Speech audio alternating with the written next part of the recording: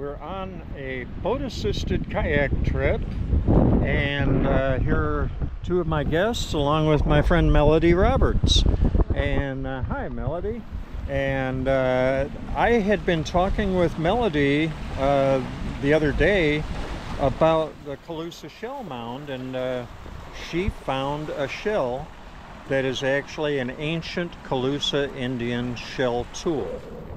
This is a lightning whelk. The unique feature about a lightning whelk is that if you hold the shell with the crown up, like she's holding it now, and you look at the opening is on the left. That's a unique feature of the lightning whelk. Most other gastropods all around the world open on the right. But here's the really unique thing about this shell itself. This was crafted by an ancient Calusa Indian into a shell tool. And there are four main features of this shell that tell us that it's a shell tool.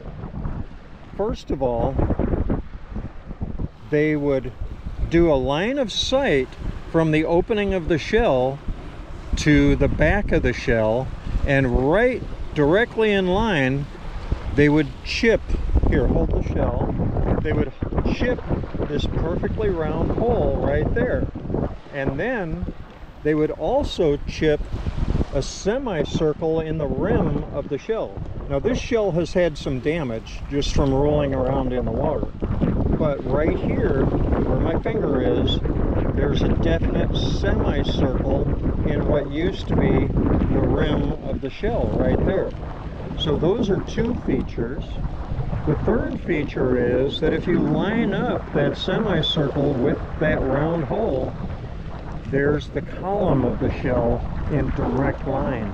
So those are the 3 points when you insert a stick, that the stick would make contact with the shell. The stick would be partly on the semicircle, it would be up against this hard column, and it would go through the hole so that you could have a tool on a handle made of wood. Now this particular tool, they use these tools in various ways.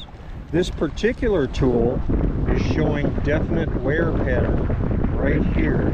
So my opinion is that this shell was probably used as a grinding tool, because there's another feature that I should have mentioned right there. There's another hole that has been chipped into the shell. And they could insert a second stick there, and by using those 2 sticks, they would have the leverage to force that shell to do the grinding that they wanted to do. So this is a really nice find. And this shell that Melodi Roberts found, hey Melodi, big smile. What she's holding could be, at the very least, 300 years old.